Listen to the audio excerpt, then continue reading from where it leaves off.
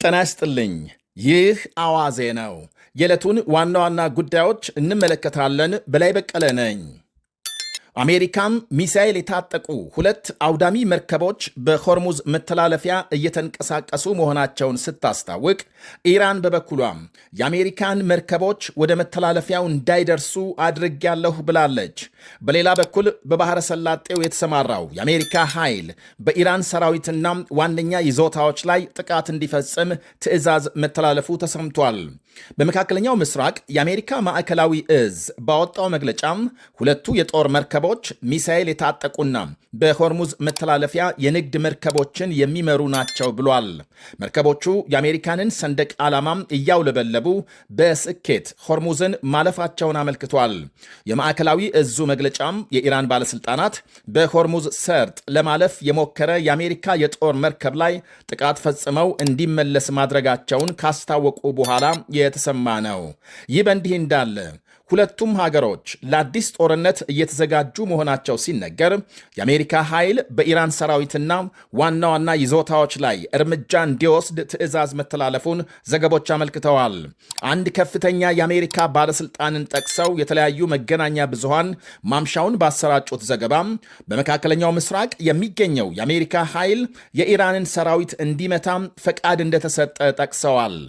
የኢራን አብዮታዊ የበላይ ጦር የሚጠቀምባቸውን ፈጣን ተዋጊ ጀልባዎችና የሚሳኤል ማስወንጨፊያዎች እንዲመታ መታዘዙን፣ አሁን አዲስ በሚጀመረው ዘመቻም የሆርሙዝ መተላለፊያን ነፃ በማውጣትና በኢራን ጦር ይዞታዎች ላይ በዋናነት ትኩረት እንደሚደረግ ባለሥልጣኑ ገልጸዋል።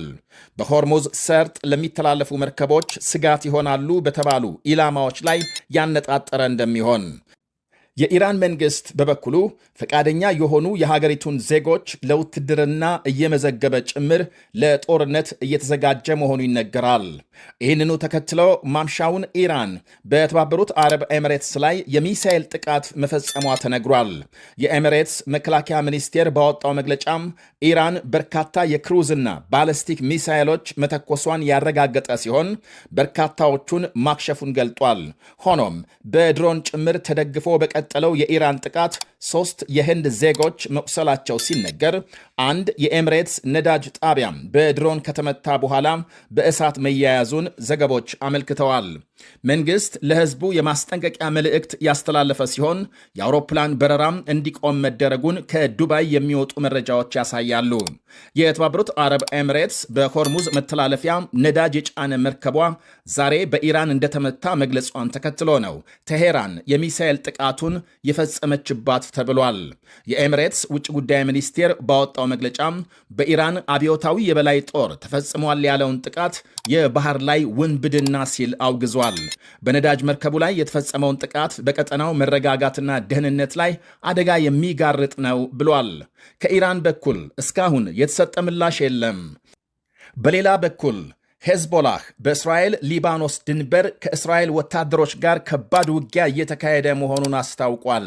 የእስራኤል ጦር ተጨማሪ የሊባኖስ ከተሞችን ለመያዝ የሚያደርገውን እንቅስቃሴ ለመግታት ጥቃት መክፈቱንና ለጊዜው ያልታወቀ ኪሳራ ማድረሱን ሄዝቦላህ ማምሻውን ባወጣው መግለጫ አመልክቷል።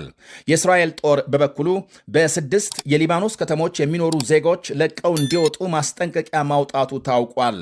እስራኤል በዚያው በደቡብ ሊባኖስ በፈጸመችው ድብደባ 4 የሚደርሱ ሰዎች መገደላቸው ተነግሯል።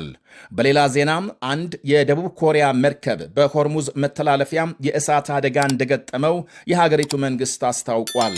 18 የውጭ ቱሪስቶችና 6 ሰራተኞች የጫነው መርከብ በሞተር ክፍል እሳት መነሳቱን ተከትሎ ፍንዳታ እንደነበር ዘገቦች አመልክተዋል። የአደጋው መንስኤም ሆነ የመንገደኞች ሁኔታም እስካሁን አልታወቀም። ኳታርም በተመሳሳይ በኤሚሬትስ መርከብ ላይ የተፈጸመውን ጥቃት ዓለም አቀፍ ሕግ የሚጥስ ነው በማለት አጥብቃም አውግዛለች። የኳታር ውጭ ጉዳይ ሚኒስቴር ባወጣው መግለጫም የኢራን መንግሥት የሆርሙዝ መተላለፊያን የድርድር መሳሪያ አድርጎ እየተጠቀመበት ነው ብሏል። እናም ዓለም አቀፉ ማኅበረሰብ በተለይም የተባበሩት መንግሥታት አንድ አይነት እርምጃ ሊወስድ ይገባል ሲል አስገንዝበዋል። ምሽቱን በወጣ ሌላ ዜናም በጀርመን ላይፕሲግ ከተማም አንድ ግለሰብ ሆን ብሎ የተሰበሰቡ ሰዎችን በመኪና በመግጨት ባደረሰው ጥቃት 2 ሰዎች ሲገደሉ በርካቶች መቁሰላቸው ተነግሯል። ግለሰቡ በቁጥጥር ስር መዋሉ የታወቀ ሲሆን ከሞቱት ሌላ ከ22 በላይ ሰዎች ቆስለው ሆስፒታል መወሰዳቸውን ባለሥልጣናት ገልጸዋል። ማንነቱ ያልተገለጸው ተጠርጣሪ ለምን ጥቃቱን እንደፈጸመ ምርመራ እየተካሄደበት መሆኑን ፖሊስ አክሏል። በጀርመን ከዚህ ቀደምም ለአዲስ ዓመት በዓል ገበያ የወጡ ሰዎችን በመኪና በመግጨት በርካታ ሰዎች መገደላቸው ይታወቃል። በሌላ ዜና በአትላንቲክ ውቅያኖስ በሚጓዝ መርከብ 3 ሰዎች መሞታቸው ተሰምቷል። ከአርጀንቲና ወደ ኬፕ ቬርዴ በርካታ ሰዎች አሳፍሮ ሲጓዝ በነበረው መርከብ 2 የሆላንድ ዜጋ የሆኑ ባልና ሚስት እንዲሁም ሌላም የጀርመን ተወላጅ ሕይወታቸው ሲያልፍ አንድ የብሪታንያ ዜጋ በጠና ታሞ ደቡብ አፍሪካ ሆስፒታል መግባቱ ታውቋል። 3ቱ ሰዎች በምን ምክንያት እንደሞቱ ለጊዜው ይፋ ባይሆንም ሆስፒታል የገባው እንግሊዛዊ ላይ በተካሄደ ምርመራ ሃንታ ቫይረስ እንደተገኘበት ታውቋል።